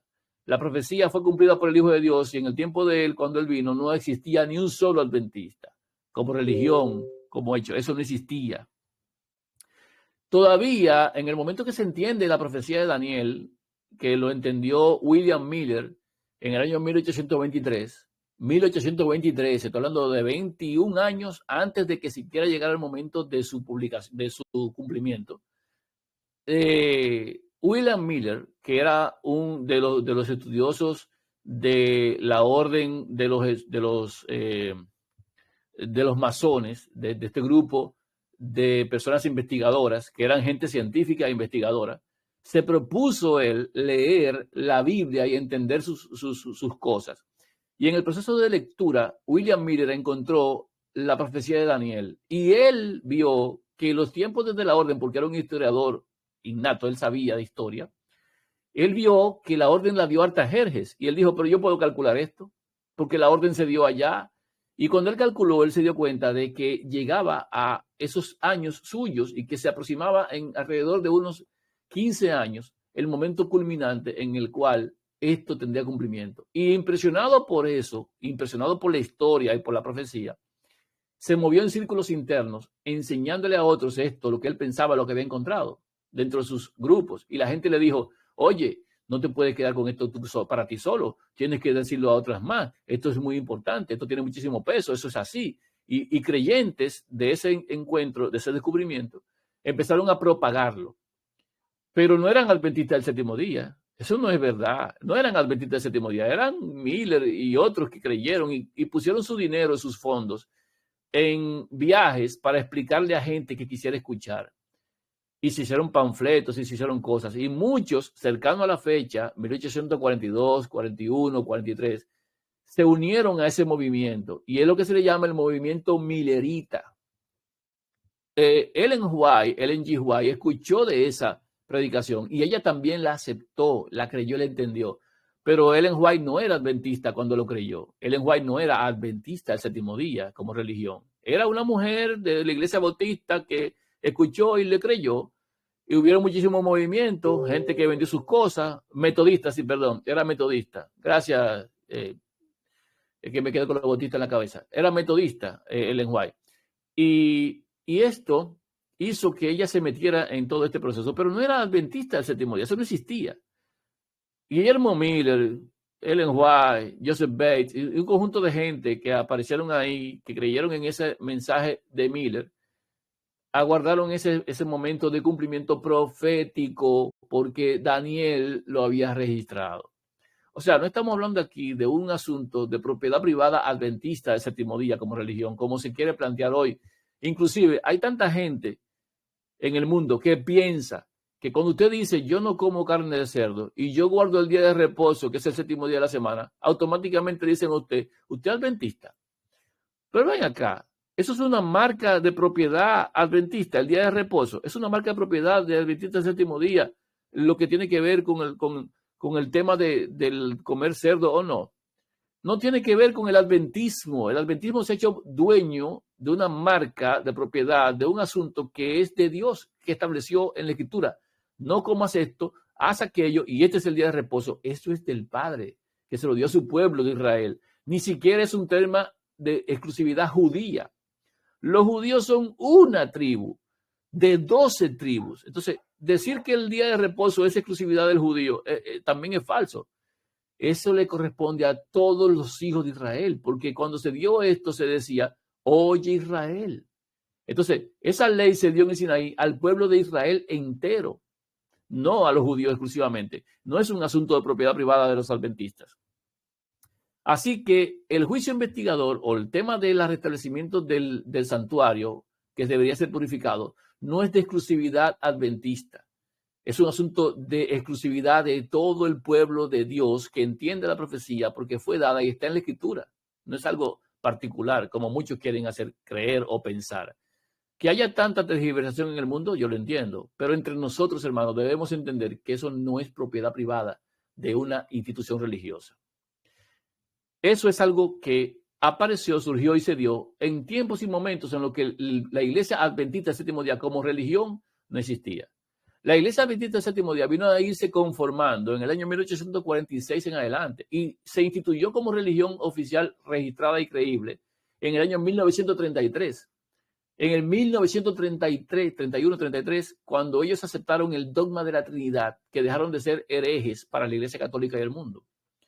Ahí empieza a existir la Iglesia Adventista del Séptimo Día como tal, cuando es aceptada. Mientras tanto, era un movimiento y se le llamaba herejes, igual que cualquiera que no esté bajo la sombra del dogma romano de la Trinidad.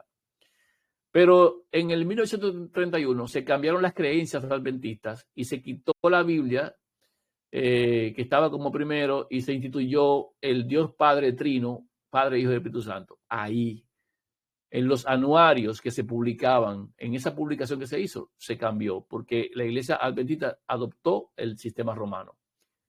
Pero en el año 1844 se cumplieron las 2300 tardes y mañanas. Proféticamente hablando, no es de propiedad adventista, vuelvo a repetir. Y eso tendríamos que calcularlo, no lo tengo aquí en el diagrama que tengo aquí presente. ¿En qué año estaríamos desde Adán? Es otra cosa. ¿En qué año estaríamos desde Adán? Otra cosa, pero de que estamos en el 1844, en 1844. Ahí se dieron las 2300 tardes y mañanas. Entendiendo eso, el tiempo del fin real empezó en el año 1844, porque hasta ese momento empieza. Ahora, en el año 1798 es cuando termina la hegemonía católica romana con el cuerno pequeño que se habla en Daniel, que es el poder romano que tenía una boca que hablaba grandes cosas. Ahí. Pero la realidad es que el tiempo del cumplimiento de la restauración del santuario es en el 1844. ¿Qué es restauración del santuario? El santuario que debe ser restablecido es el de los cielos. Los cielos tienen que ser restablecidos. Y para eso empieza el juicio investigador de los que moran aquí en la tierra. La revisión de los casos. Los libros se abren y ahí empieza el juicio. Ese juicio debe terminar en un momento dado. Y en Apocalipsis, capítulo... A ver, ¿dónde está? Capítulo 12. Apocalipsis capítulo 12 es donde se ve el momento en el cual termina ese juicio investigador. ¿Cuándo termina el juicio investigador que empezó en el año 1844? Ese juicio investigador termina cuando Satanás es echado del cielo, porque el cielo es lo primero que se limpia. En Apocalipsis capítulo 12, versículo 9 dice, y fue lanzado fuera del cielo, el gran dragón, la serpiente antigua que se llama Diablo y Satanás, el cual engaña, todavía hasta ese momento que está arrojado, sigue engañando al mundo entero, fue arrojado a la tierra y sus ángeles fueron arrojados con él. ¿Qué significa ese momento en Apocalipsis capítulo 12, versículo 9? Ese momento es en el cual Satanás ya es expulsado del cielo, sacado del cielo, y el cielo se limpia. Es la primera parte del proceso de limpieza. Por eso el juicio investigador es tan importante. Empiezan los casos de los muertos justos y termina con el juicio por los vivos justos. Cuando termine con los vivos justos, que Satanás ya los haya acusado y no los haya podido vencer, Satanás, al no tener a quien más acusar, es expulsado del cielo. Se acabó esa parte del juicio de revisión de los salvos.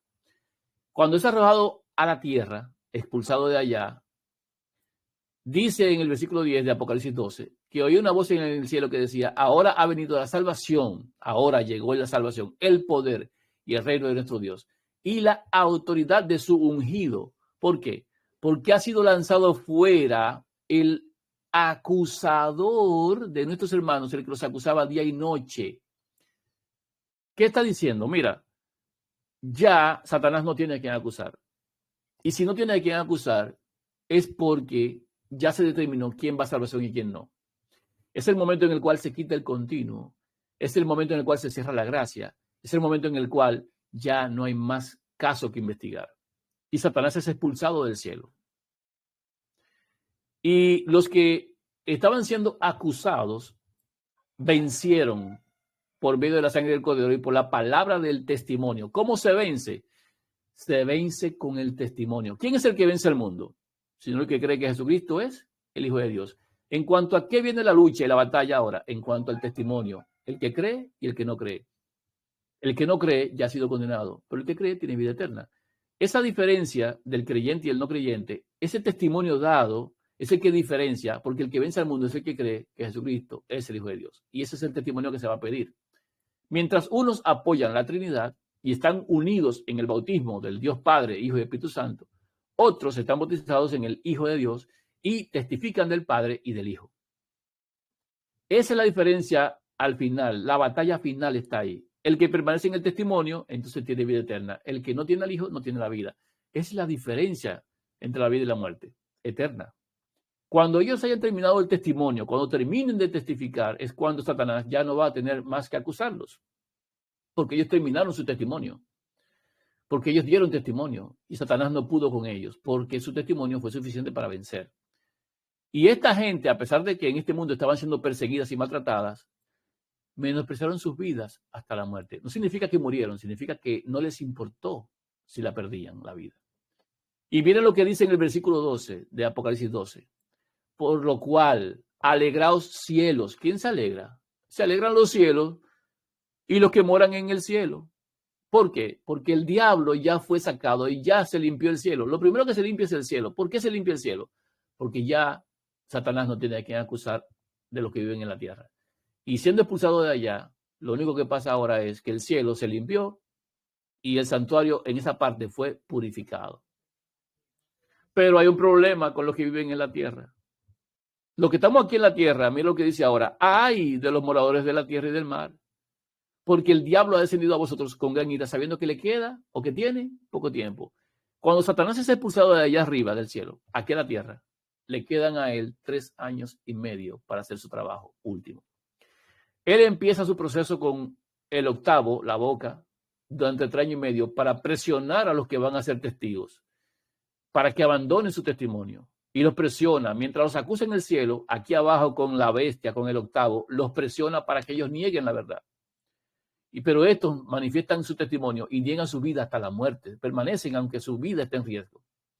Cuando no puede con ellos, en esos 3 años y medio de lucha con el octavo y los 10 cuernos, los 10 reyes, cuando no puede con ellos, en el cielo a él lo expulsan. Porque él no pudo vencerlos y ellos permanecieron firmes con el testimonio. Y cuando lo arrojan aquí a Satanás, Satanás quiere matar a este grupito. ¿Y dónde viene la parte?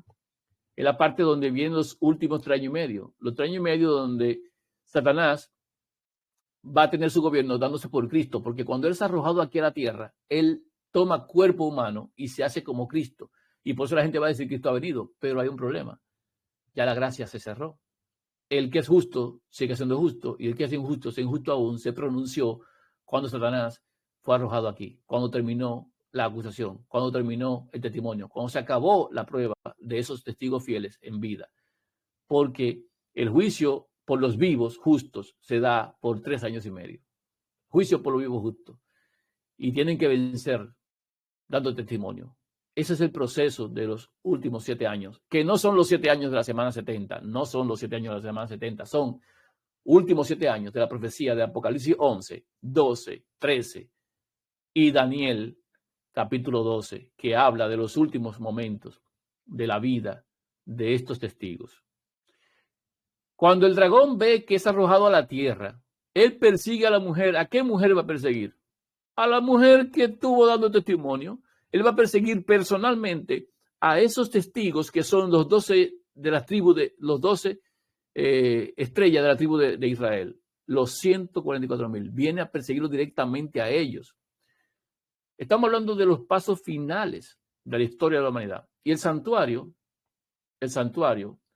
se purifica primero en el cielo, viendo quién va a entrar y sacando al diablo, y luego se purifica la tierra. Al final se purifica la tierra. ¿Cuándo se purifica la tierra, hermanos? La tierra se purifica después de los 1000 años. Porque cuando el Hijo de Dios viene, se lleva a los suyos que vencieron, se los lleva a todos los que son de salvación. La tierra se queda aquí todavía. Y Satanás se queda aquí, prisionero, esclavizado. Y eso es una presencia de pecado. La tierra sigue estando contaminada por su sola presencia. La tierra sigue contaminada aquí. Después de los 1000 años es que cuando el Padre venga de allá para acá, con todos sus santos y todo el mundo venga, entonces es cuando sale el fuego del cielo, consume a todos raíz y rama, el cielo y la tierra desaparecen y el Padre hace cielo nuevo y tierra nueva. Ese es el total restablecimiento al final. Pero mientras tanto hay un proceso que hay que agotar. Yo no quiero irme hasta el fondo de los 7000 completos, pero sí quiero que quede bien claro y bien alineado lo que son las 70 semanas, lo que son las 2300 tardes y mañanas, lo que es el tiempo de inicio del juicio de investigación, que no es un asunto de propiedad adventista del séptimo día, sino que es un asunto profético, bíblico, dado por el Padre, por sus profetas, para que lo entendamos nosotros que somos los que estamos viviendo en este tiempo. Y entendiendo ese proceso, sepamos dónde estamos el día de hoy. Hay gente que no entiende Apocalipsis 12, ni sabe de qué va, ni cuándo debe cumplirse. Hay gente que piensa que ya eso se cumplió. Y no entienden que Apocalipsis capítulo 12 está hablando de los últimos 7 años de la historia de la humanidad, como la conocemos ahora. Y Apocalipsis 11 también hace lo mismo. Y Apocalipsis 13 también hace lo mismo. Y Apocalipsis 17 nos narra desde el año 1929 hasta ahora, hasta este tiempo, igual también. Es una explicación profética que se compagina para que entendamos los eventos. Entonces, año 457, Artajerjes da un decreto, empiezan las 70 semanas. Se construye el templo, ya van 7 semanas, 49 años. Luego pasan 62 semanas más, estamos en el 483. Y ahí el Hijo de Dios es ungido por Juan en el bautismo del Jordán. El ungimiento o el príncipe ungido, el Mesías príncipe. Ahí el Hijo de Dios tiene una semana más en la cual debe a mitad de semana hacer cesar el sacrificio de ofrenda. Y todo ese tiempo que va a pasar en la semana es para confirmar el pacto con nosotros, en su sangre, en su enseñanza, en lo que corresponde al testimonio, que lo va a terminar la semana 70 con el apedreamiento de Esteban. Estando presente en el apedreamiento de Esteban, Saulo de Tarso, que luego se convierte en Pablo, apóstol a los gentiles. Y él lo dice, yo estaba ahí. Y a los pies de Esteban, quien recogió las ropas fue Saulo de Esteban cuando fue apedreado. Esto es un evento narrado por la Escritura. Entonces, ahí se confirma el pacto con los gentiles en la presencia de Saulo que estaba con Esteban. Ahora nos vamos a que viene el cuerno pequeño, que toma control y dominio, que ese poder o cuerno que se narra en Daniel prospera, trata de cambiar los tiempos y la ley, y modifica todas las cosas y gobierna hasta que termina su tiempo en donde le dan la herida en el año 1798, porque el tiempo del cuerno pequeño es de 1260 años, 1260 años que duró gobernando desde el 538 hasta el 1798. Pero del 1798 hasta el 1844 pasan 46 años. No sé si usted lo sabía, pero desde el 1798 más 46 son 1844. O sea que desde el momento en el cual el cuerno pequeño deja de gobernar hasta el momento en el cual empieza el juicio investigador en el cielo, pasan 46 años. ¿Por qué pasan 46 años? Porque el santuario te restablece. Así como la orden de Artajerjes te manda y el santuario se reconstruye, el templo se construye en 46 años, como vimos en Juan, capítulo 9, versículo 20, que el santuario o el templo donde estaba el Hijo de Dios duró 46 años para construirse. Asimismo, desde que el cuerno pequeño tiene la herida en el 1798 y lo quitan de ahí, que Francia le dé golpe al papado, hasta que viene el inicio del juicio investigador en los cielos por la profecía de las 2300 tardes y mañanas, pasan 46 años en un proceso de reconstrucción de lo que es el conocimiento para la profecía final.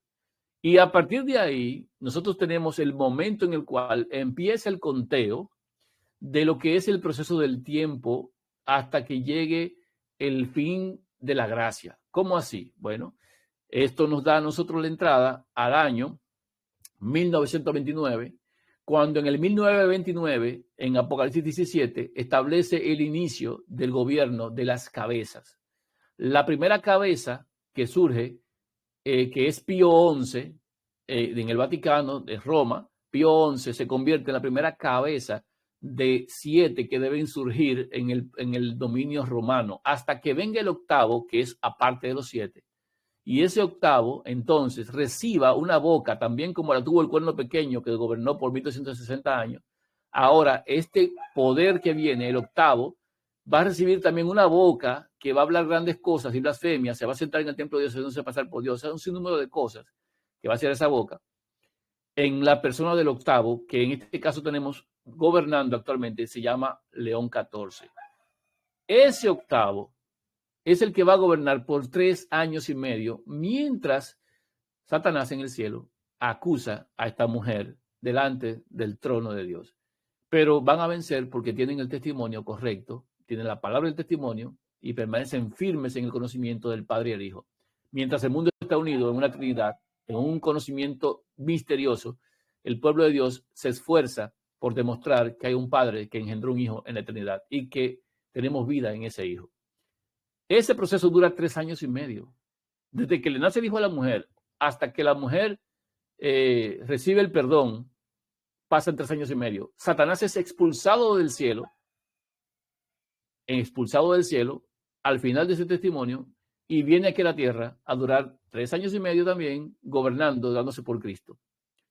Es el proceso de la profecía final, narrada por varios profetas, no solamente uno. Daniel habla de eso, en unión con Apocalipsis lo podemos entender. Juan, Marcos, Lucas, Mateo hablan de eso.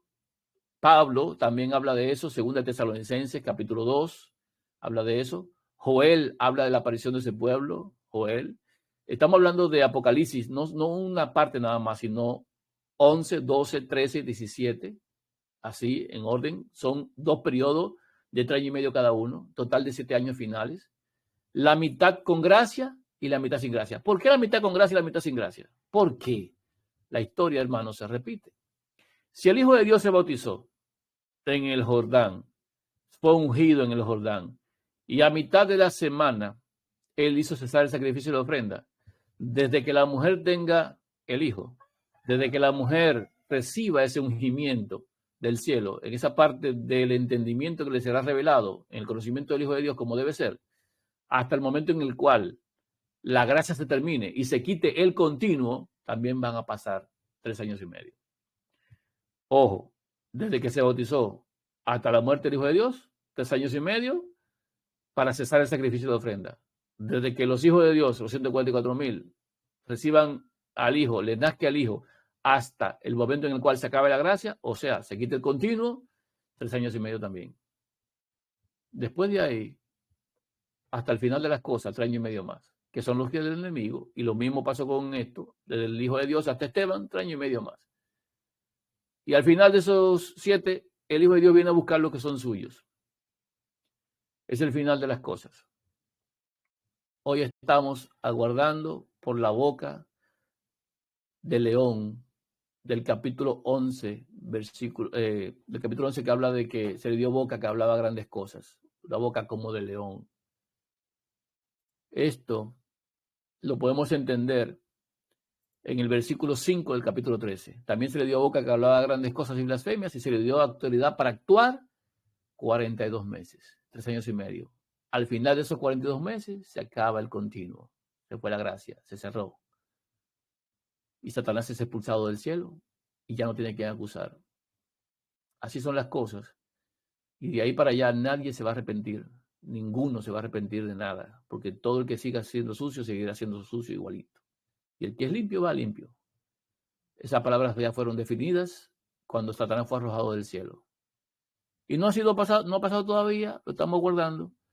León está ahí, hermano, elegido en este año 2025. Ya los 7 reyes pasaron, ya ese conteo no se lleva. Estamos en el tiempo del octavo, que es aparte de los 7. Como ya hemos entendido por la definición de la palabra que se usó, es aparte o fuera de los 7, no dentro de como se había creído por 16 años. Y solo guardamos eso. Nos fuimos por la semana 70, nos fuimos por las 2300 tardes y mañana, hablamos de profecía, hablamos de cumplimiento, cierre de gracia, cierre de sacrificio, etcétera, etcétera. Hemos hablado de muchas cosas. Yo espero que lo hayan podido entender, que lo hayan podido sumar y restar, pero si no lo pudo entender y sumar y restar, entienda una cosa. Las 2300 tardes y mañanas terminaron en el 1844. Las 70 semanas terminaron con el apedreamiento de Esteban. Y... Permiso, las 70 semanas terminaron con el apedreamiento de Esteban. Sí. En 1844. Terminaron 70 semanas. 2300 tardes y mañanas terminaron en el 1844. Eso fue lo que dije. Las 2300 tardes y mañanas terminaron en el año 1844. Las 70 semanas terminaron con el apedreamiento de Esteban. Entonces, ya lo que teníamos que revisar era el surgimiento de las cabezas de Apocalipsis 17 y ya las vimos. Las cabezas empezaron en el año 1929 con Pío XI con los pactos de Letrán. Los 10 cuernos que aparecen en la profecía son 10 patriarcas que son Roma, que no se van a unir directamente, sino por alianzas o acuerdos, que ya lo están haciendo. Y la forma de alianza, según lo que planteó el Papa León XIV, que recibirá la boca próximamente, es en el bautismo en el nombre del Padre, del Hijo y del Espíritu Santo. La misión prioritaria de la Iglesia Católica es la unidad de todos los que creen y son bautizados en el nombre del Padre, del Hijo y del Espíritu Santo, o sea, el mundo entero. Y eso incluye a protestantes, incluye a los que son patriarcas, incluye a todos ellos. Todos. Pero excluye a los que son del Padre y de su Hijo. Así que ya estamos claros en cuál es la lucha que nos espera en lo futuro. Los 7 reyes pasaron. No, lo digo para que sepamos lo que ya pasó. No se ha acabado la gracia todavía. Gracias al cielo todavía está presente, está vigente. A la mujer no le ha nacido el hijo todavía, pero desde que le nazca hasta el final de todo son 7 años. Y Satanás no ha sido expulsado del cielo todavía. Todavía no ha pasado esa parte. Por lo tanto, la gracia sigue ahí disponible.